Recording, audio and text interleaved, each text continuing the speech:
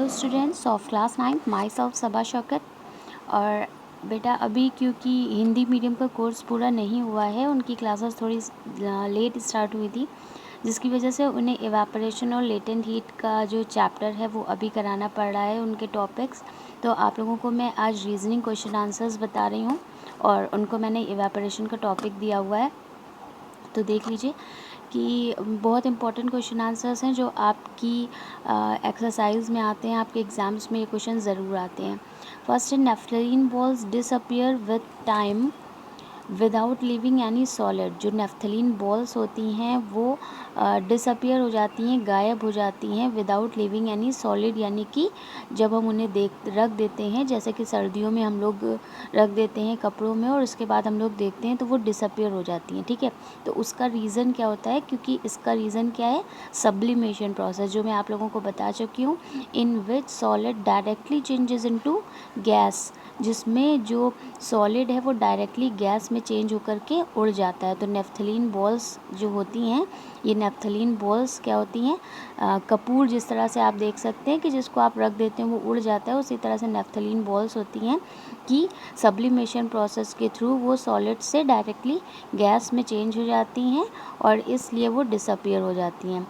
Next है, we get the smell of perfume sitting several metres away. कुछ दूरी पर बैठकर भी हम लोग परफ्यूम की स्मेल का अंदाज़ा लगा सकते हैं। तो ऐसा क्यों होता है, क्योंकि जो परफ्यूम होता है वो एक गैस होती है और गैस की प्रॉपर्टी होती है डिफ्यूज़न की, यानी कि फैलने की।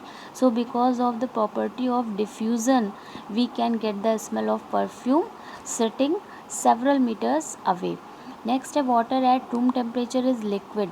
रूम टेम्परेचर पे वाटर लिक्विड होता है, क्यों, because water has no definite or fixed shape and can attain the shape of container in which it kept, and liquid has this property, so water as room temperature is liquid। जो water होता है यानी कि जो पानी होता है, इसमें कोई भी फिक्स्ड शेप इसका नहीं होता है, इसे जिस भी कंटेनर में रखा जाता है उसका ये शेप ले लेता है और यही प्रॉपर्टी लिक्विड की होती है। That's why water at room temperature is liquid. Water has no definite shape and can attain the shape of container in which it kept.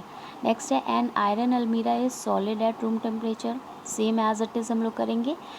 Iron almirah has fixed shape and definite volume and it is a property of solid, hence iron almirah is solid at room temperature। जो लोहे की अलमारी होती है उसका एक definite shape होता है और ये प्रॉपर्टी किसकी है, सॉलिड की है, इसलिए आयरन अलमीरा जो होती है वो रूम टेम्परेचर पर सॉलिड होती है।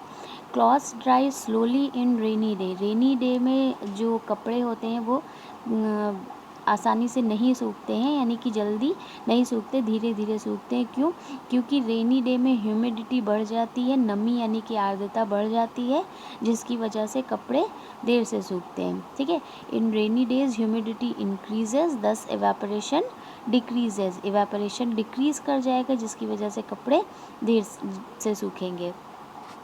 On a hot summer day, Raju and Tina wear polyester and cotton cloths. Who will feel comfortable?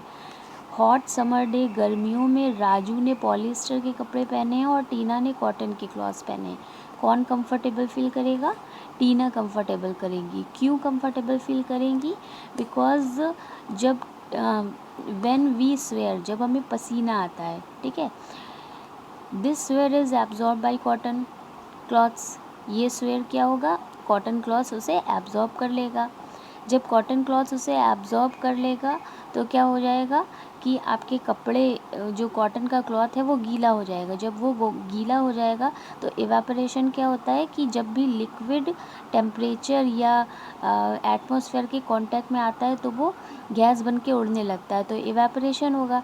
जब वो गैस बन के उड़ेगा तो लिक्विड जो है वो क्या करेगा, एनर्जी लेगा बॉडी से ऊपर उठने के लिए और इस वजह से बॉडी हमारी कूल फील करेगी। ठीक है बेटा, इसके आंसर्स लिख करके आप लोग मुझे ग्रुप पर सेंड कर देंगे। Thank you.